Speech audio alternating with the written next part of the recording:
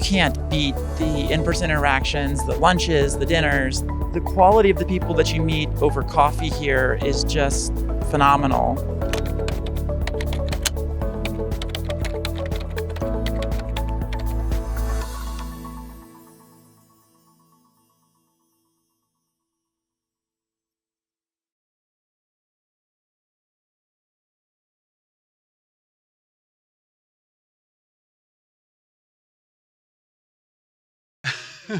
Yeah, C++ is inherently unsafe. And you see, it's not me saying that, that's Bjarne Stroustrup, right? The father of C++. And he's right, because C is terrible. Because you can, I don't know, assign to a const. And what's going to happen here? You'll get a warning, which you will ignore, of course. And, well, no, not you people. You are, I've been told, experienced, expert developers, but there are other developers, and they tend to ignore warnings. And C++ is safer, because this code will yield a compilation error. You can't run that. Way to go, C++! Or are you talking about the same language that came up with constcast? And this code won't generate a compilation error, not even a warning. This is okay code. So, just let me get it straight. C++ came out with this constcast mechanism in order to circumvent the safety mechanism that it just did to make C safer. Right? Okay. Conclusion. Don't do C++. Learn Rust. Vibe coding, yeah, that's a viable option. Thank you for attending my talk. Have a great rest of the day. Thank you very much. You're not leaving. Okay, so you know what? Since you're here, I guess you do have to deal with C++, occasionally at least, right? Whether you like it or not, or love to hate it, or I don't judge. So let me help you. You know, avoid shooting yourself in the foot or stepping on a landmine that will blow your whole leg off. And let's start with mapping the kind of minds that we're talking about. So let's talk about the dangers of C++.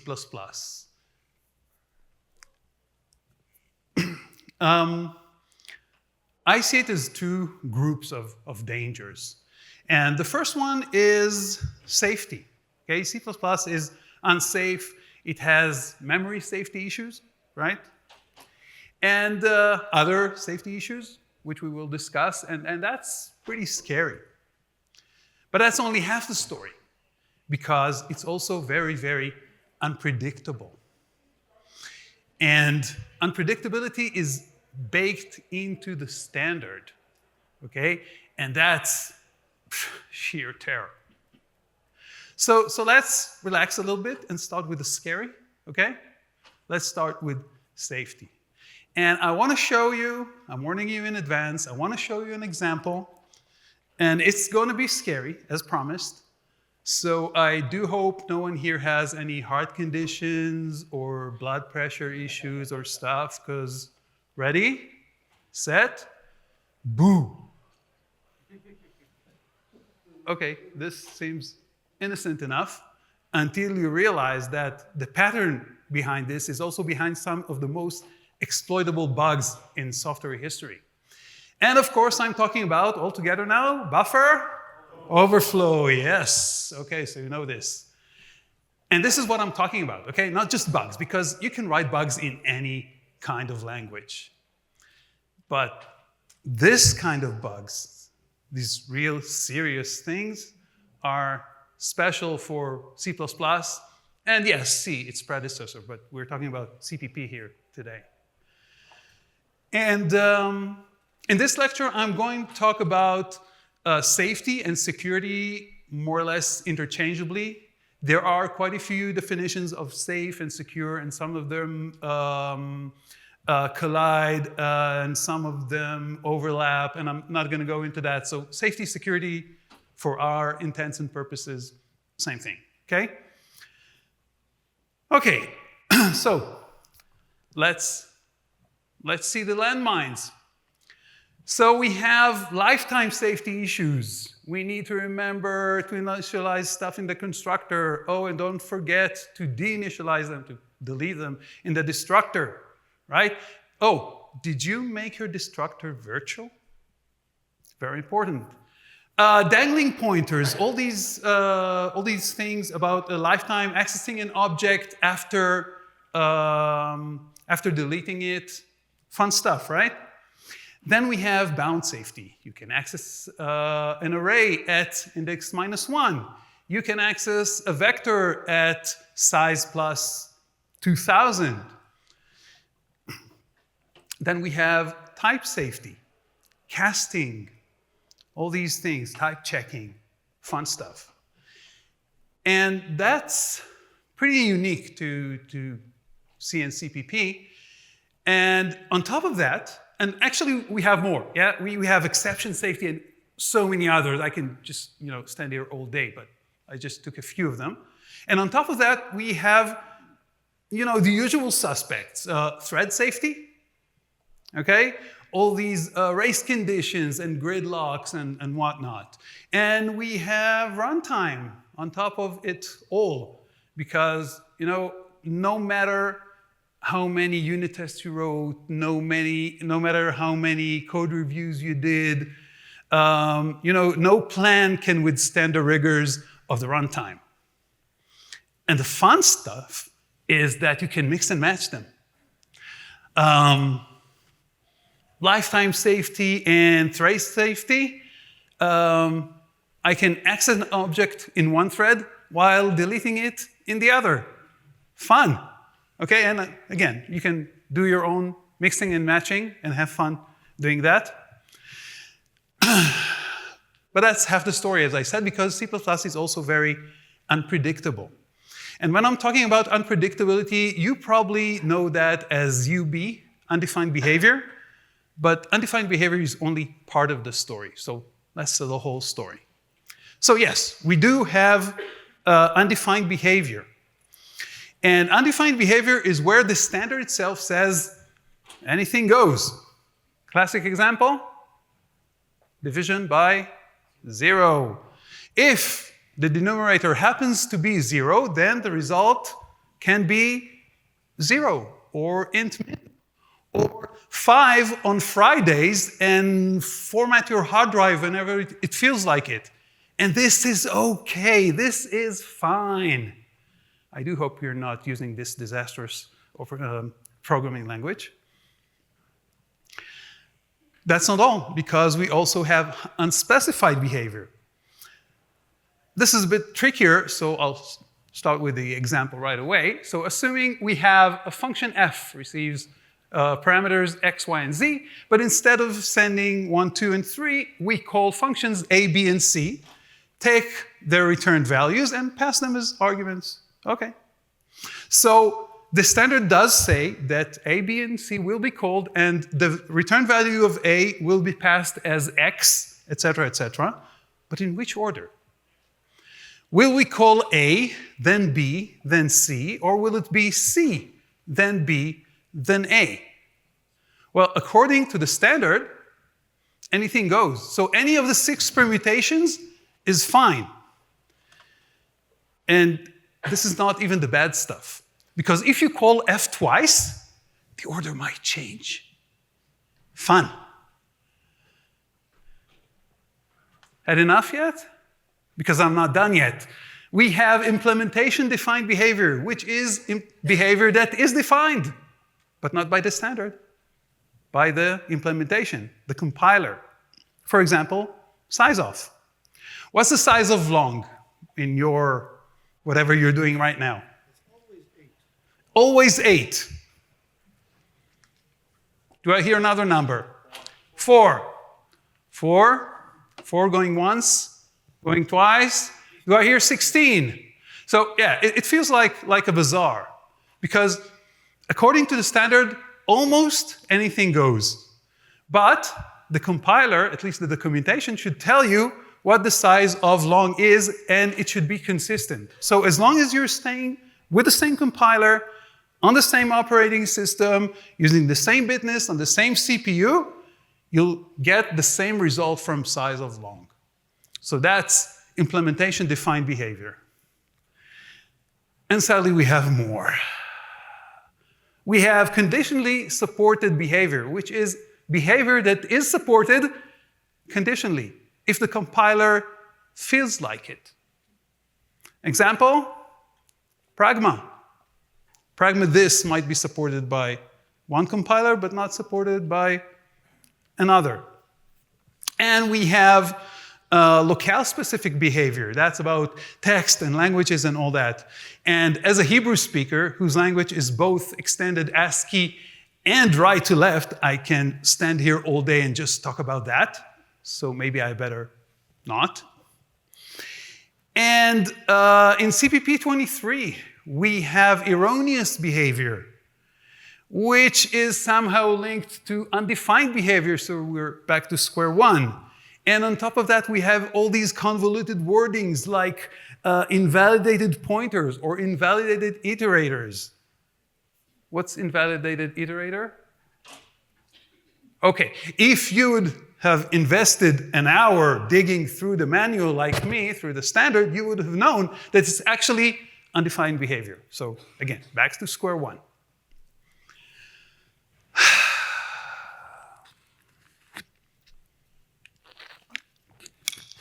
So, yep, CPP is complex, unpredictable, and unsafe. But today, I'm here as a bearer of good news. There is an answer to all these problems. Oh, wait, there is something I forgot to tell you. Okay, every talk must have a bug. I hope this is the bug of this talk. So instead of bashing C++ all the time, I want to say something in favor of it. So undo that. And it's not C++'s fault. This is all Dennis Ritchie. That's C's fault. Because C had all these unpredictabilities in the standard, and C++ just inherited it. Okay? But I do have to say something nice about C, and that is that at the end of the standard, after having all these star behaviors, weird behaviors all over the place, at least it has this appendix, this annex, with a concentrated list of all the unsupported behaviors, with the pages where they're mentioned, and then a list of all the undefined behaviors, etc., etc. And C++ doesn't have that for some reason. And I've been told, actually yesterday, that they are going to bring it back in CPP 26. So we have something to hope for, at least that. So again, C++ is complex, unpredictable, unsafe, but as I said, there is an answer. It's a simple one, and you're not going to like it. Because the answer is, well, sadly it's not 42, sorry. The answer is migrate. Move away, change, switch to another language.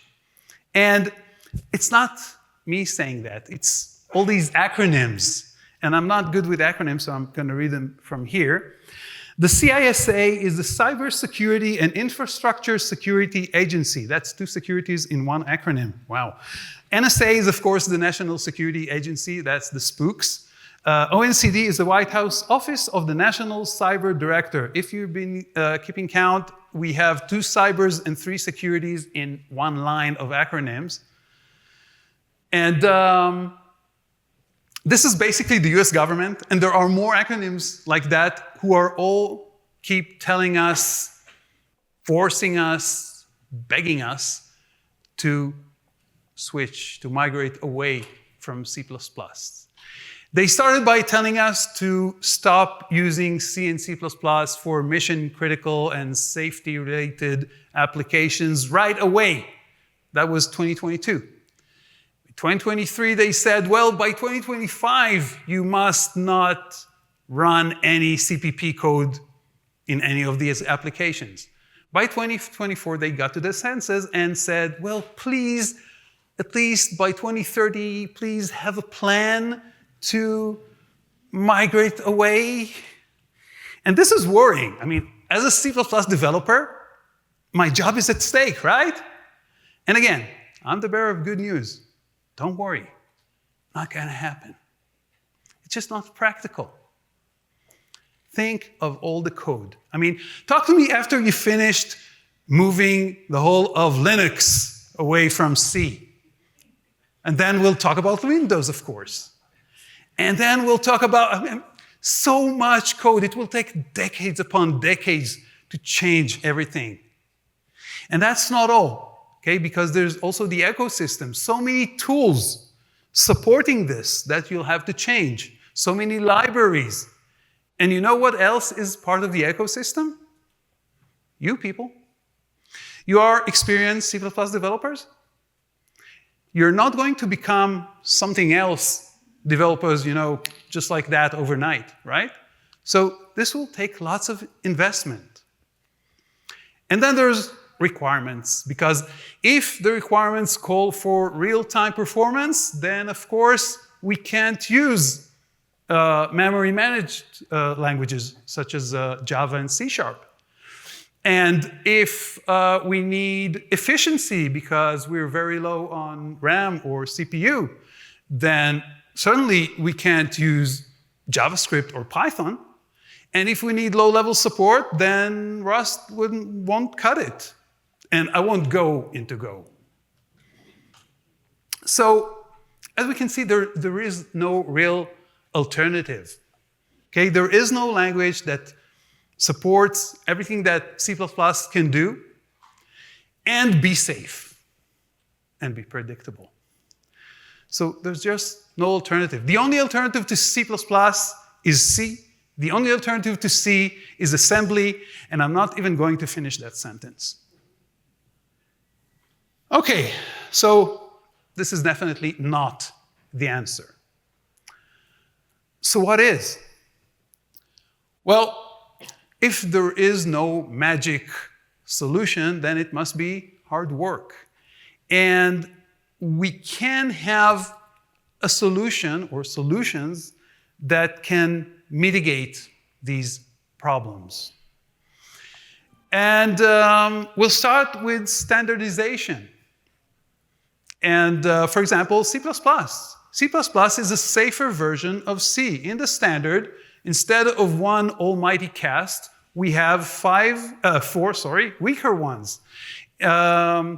Instead of using raw pointers, we now have smart pointers, etc., etc. So C++ is safer.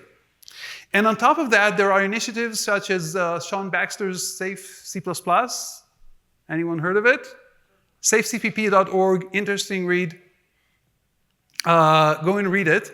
He suggests, and other initiatives like that, suggest to add security mechanisms into the language, keywords and other things. And there is support also from big bodies like the International Standard Organization. So for example, ISO 26262, that's how I remember it, nicknamed FUSA, Functional Safety in Road Vehicles. So it talks about functional safety in road vehicles from all kinds of aspects, physical, mechanical, electrical, electronic, and yes, software. But the problem with this standard is that it deals more with the process. Stuff like, all the requirements must be fully documented.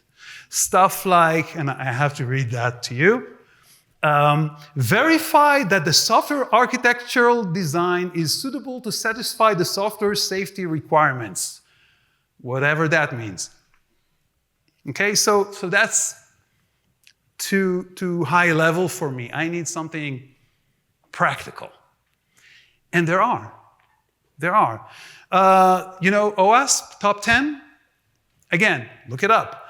10 areas of security concerns and how to mitigate them. So you might, I don't know what you're dealing with, so you might not need to deal with authorization and authentication, but almost everyone needs logging and monitoring. So these are 2 of the top 10. But the OWASP top 10 is geared more towards web apps, front-end, back-end, less about what C++ is doing these days.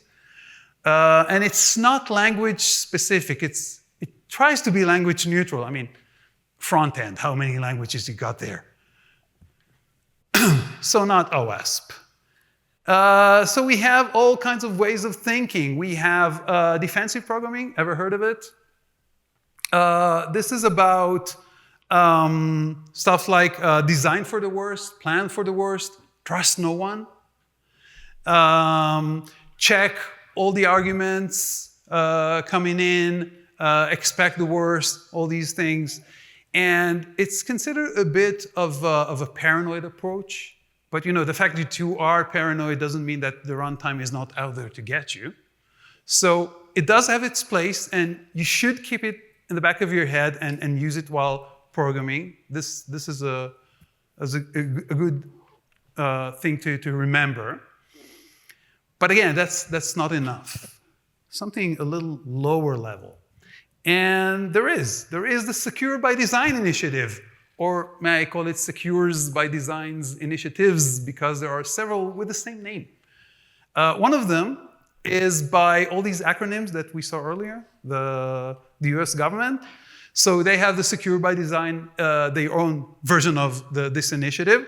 And it's basically design your software to be secure from the ground up, from the design phase. And Google has its own Secure by Design. Look it up as well. Pretty interesting. And it also resides in other frameworks like Microsoft SDL, Security Development Lifecycle. So it doesn't have the name, but the ideas are still there.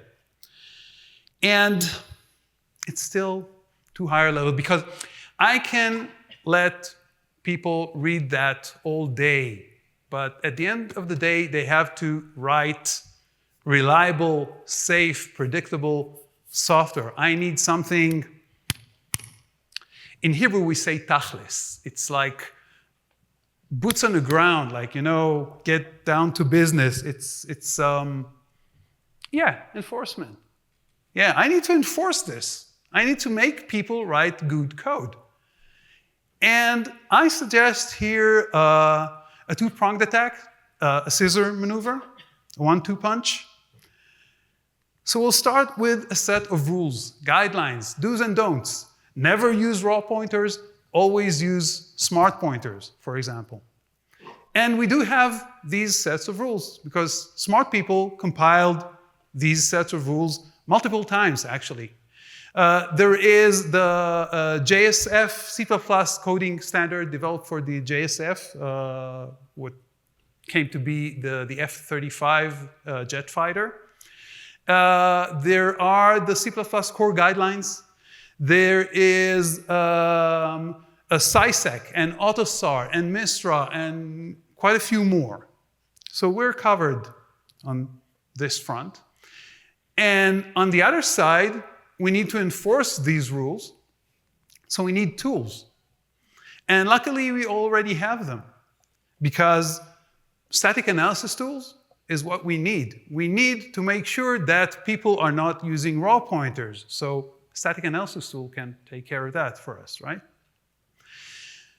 So today, I'm going to focus on MISRA. That's one of the rule sets, the guidelines. And I'm going to use it because, A, it's pretty popular. I'm not going to run a popularity contest here, but it's pretty popular. And it merged with AutoSAR like 2 years ago, so it's a bit more popular now, I guess. And also, it's geared toward regulated industries. cars and stuff like that.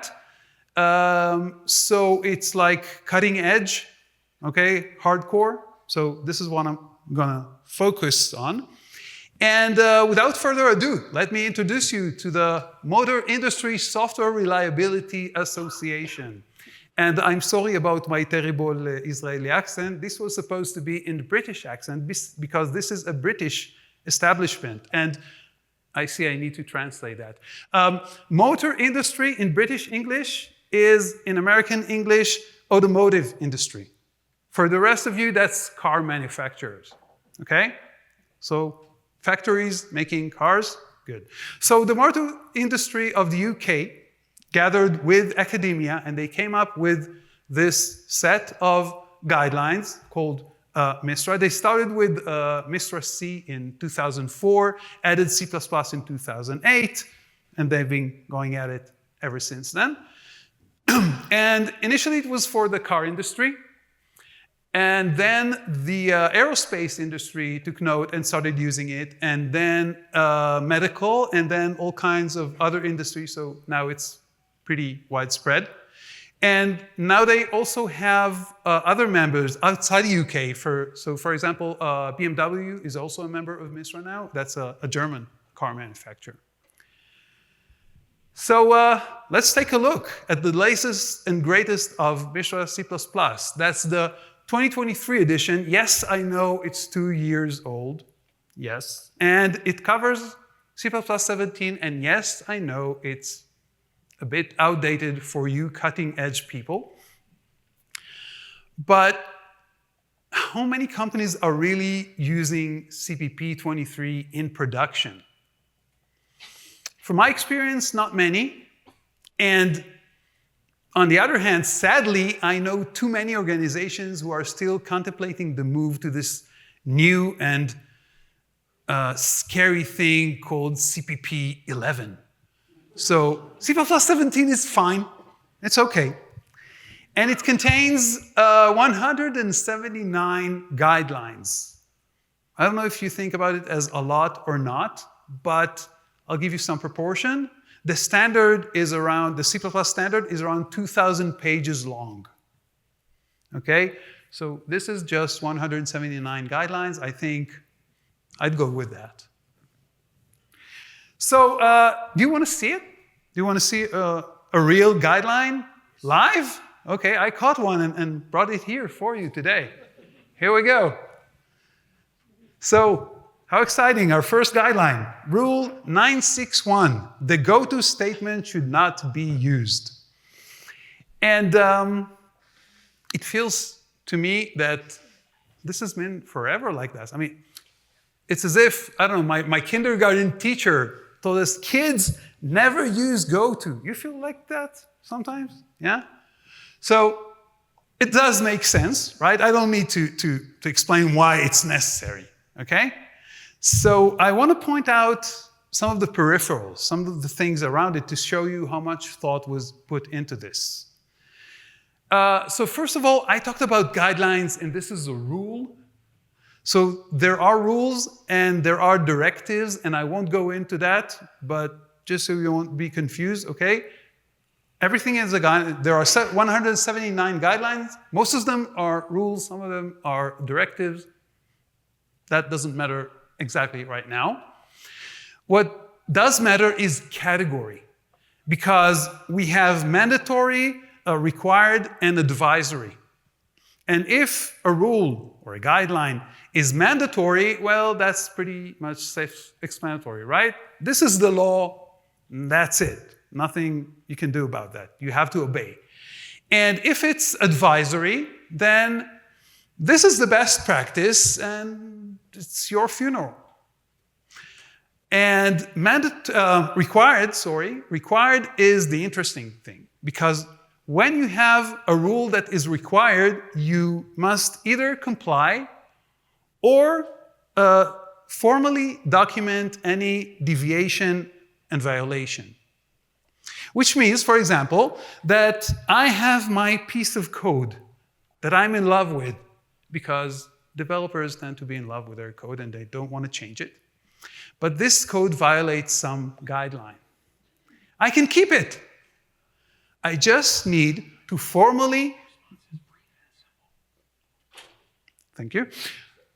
I have to formally document what I did, why I did it, what's the alternative, what's wrong with my code, and why I chose to deviate from the guideline.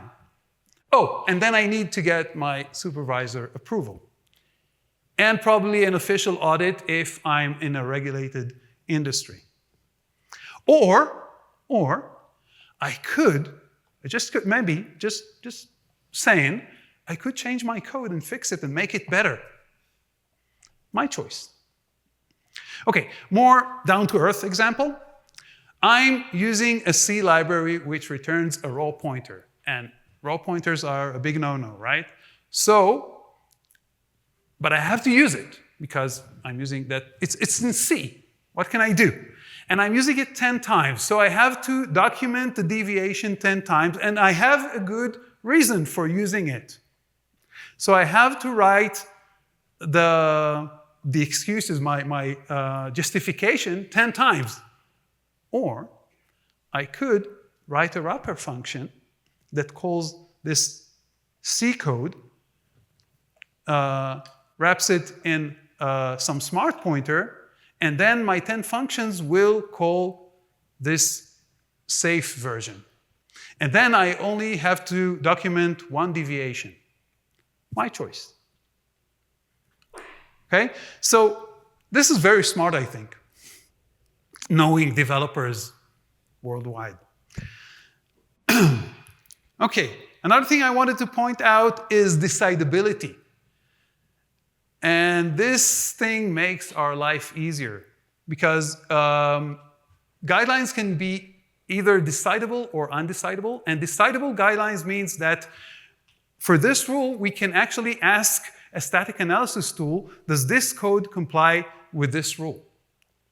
So I don't have to worry about this. Okay, this is all automatically done for me by an automatic tool. Okay, so I love decidable guidelines. Okay, we have some more of these. We have single translation unit, and we have rationale there explaining why, and there are code samples and everything. Everything comes with a nice package that tells us why this rule is there and how it should be used. Okay, let's try another. Okay, here you go. Rule 942, the structure of a switch statement shall be appropriate. And you can see that it's a rule and it's required, which means I either comply or document any deviation. And it's decidable. Why? Because a static analysis tool can find switch statements and make sure that they are appropriate. What, that they wear a tie? Well, of course not. Because there is also an amplification, which explains what appropriate means in this context. And in this context, a switch statement is structured appropriately when it conforms to the following restrictions. And then there's a list of restrictions. For example, the last one is every switch statement shall have a default label. And of course, a static analysis tool can detect a switch statement and make sure that it does contain a default label. That's easy for them, for these tools, right? So I don't have to do that. And it also makes sense, because if I forgot some case, I don't want my code to, fall through to the rest of my code. I want it to be stopped by a default statement that will log it or throw an exception or handle it some way, somehow. So again, this is very smart. But something is wrong here. Oh, I know what's wrong here. Do you see what's wrong here? No, oh, yeah, because you don't know the very first rule, rule 001. A function shall not contain unreachable statements. Now everything is clear? Do you see the contradiction between the rules? This contradiction even has a name, enum. Because let's say I have an enumeration, okay? So I do a switch on it, naturally. So I have a case this, case that, and that's all I have. So the last rule forced me to add a default statement, which will never be reached. But this rule says that a function should not contain unreachable statements. So what do I do now? What do I do now, MISRA? Well, again, there is an amplification for that. Okay? A statement is unreachable in this context if the block containing it is not reachable from the entry block of the CFG of the function. Bottom line, we're not talking about logical unreachability like in the default label. We're talking about stuff like writing statements after return. Okay? This one will definitely won't be reached. Okay? So it's not really a collision. They really thought it out. So there are more contradictions, there are overlaps all over the place, but each one comes with its own very good reason, as you just saw. I just showed you the tip of the iceberg. And you can see that lots of thought have been put into this from people who know the language, but also know how developers think and work. And I might sound like a fanboy or something, but I don't work for MISRA. I don't know anyone who works for MISRA, not in real life at least. I don't know. I don't have stock options. I don't know if they have stock options. I'm not related in any way to them, okay? I'm just a happy customer. Well, happy. Yeah, this is a regulation thing, so I don't know if happy applies here. Okay, so this is about rules. Let's talk about tools. And because having like a 250 pages, more or less, guide book is useless if I have to memorize it. But fortunately, as I said, most of the rules are decidable, meaning that they can be handled by static analysis tools. In fact, 90% of them are. So I can leave 90% of the guidelines to the static analysis tools, and now when I'm doing a code review, I only have to deal with like 10% of the guidelines, which is much better, much easier on me. And if you've been using Clockwork, Coverity, Sonar, and others, okay, you already have rule sets that you can configure to comply with MISRA. So, for example, this is Sonar finding the go-to rule. Okay, and you can see in the bottom right that it's using the MISRA rule set.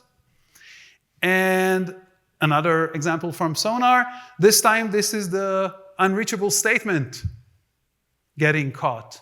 Okay, and again, bottom right, you can see that it's using the MISRA rule set.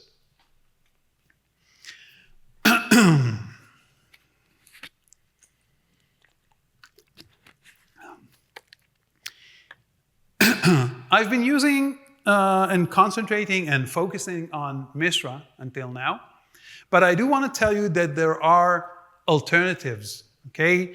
There are other paths in the C++ world. And for example, Bjarne himself took a different route, and he formed the C++ core guidelines. And they are more lightweight, okay, where MISRA is geared toward highly regulated industries. So here you have guidelines that sometimes are more fuzzy, stuff like minimize usage of break and continue statement, within loops. Minimize, whatever that means. So it tends to be a bit more fuzzy, but there are things that are that can be tracked by static analysis tools. And it tries to give you best practices. It tries to give you more control and more responsibility as a developer on what you choose to use and what you choose to ignore. And it has these profiles, and profiles are like sets of rules that you can mix and match. So if you're working in the automotive industry, for example, you'll probably use different profiles than when you're working in the gaming industry, which is different from the, I don't know, finance, okay? Because your needs are different and your focus is different. And it's trying to balance safety and performance. That's the goal. And I'm not going to dive into that, but I did prepare this table for you. So where MISRA C++ is strict, it's like, you know, you can't use half the language, or that's how it feels like sometimes. And it's focused on mission-critical, safety-critical applications, and it forbids, right out forbids unsafe features. And it's all about compliance and audits because it's regulated industries. And C++ core guidelines is more lightweight, it's more flexible, it has these profiles that you can mix and match, and you can you have your own responsibility. It's more, it discourages unsafe use, it doesn't force it, okay? It's also mostly tool enforced.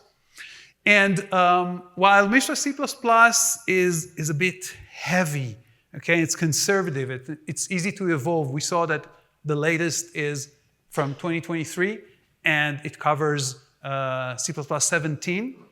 While the core guidelines, you can see them on GitHub under the ISO CPP organization, and they constantly evolve, okay? There are always commits and PRs and merges, okay? So it's alive.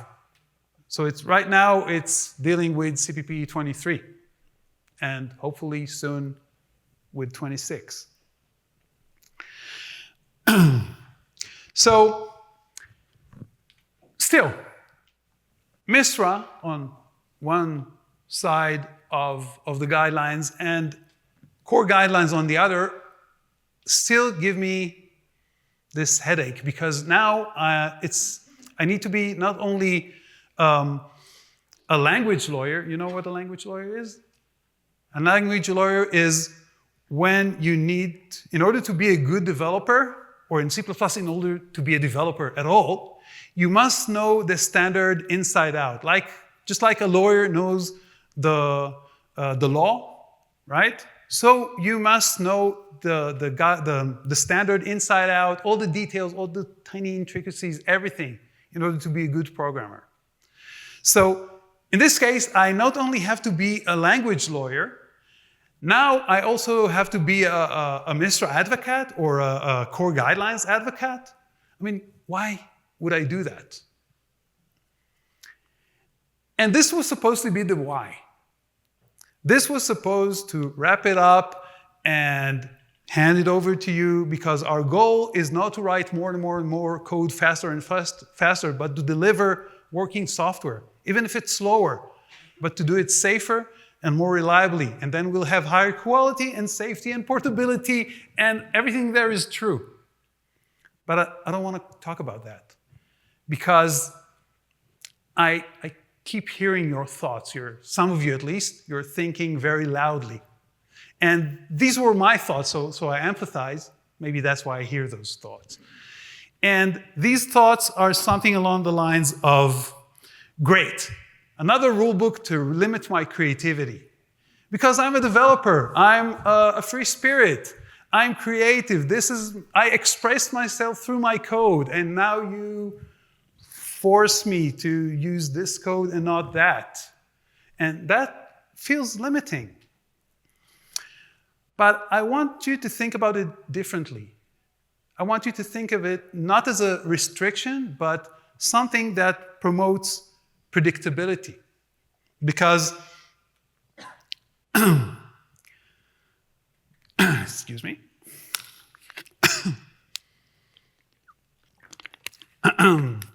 Thank you.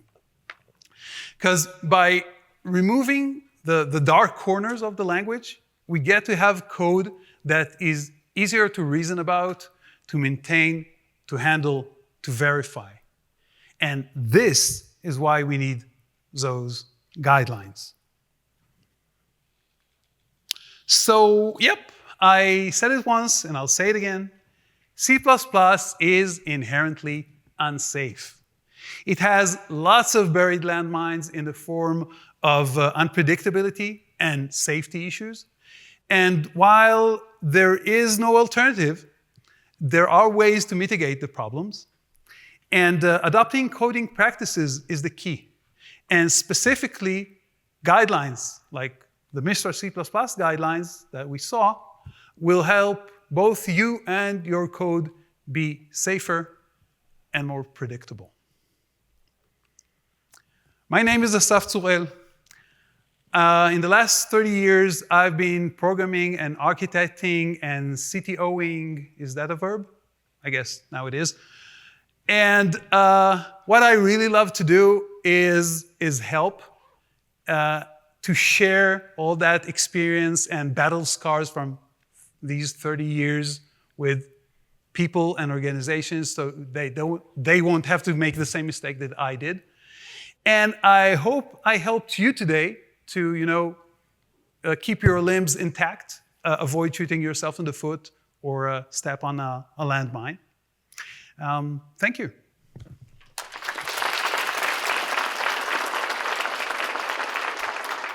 Oh, one more thing before the questions. I've been told that there's a law now that you have to talk about AI. So I'm going to talk about AI, but a different AI. I want to give you some homework, okay? So you don't have to answer to me. Just think about it. And with that, I'll take questions if you have any.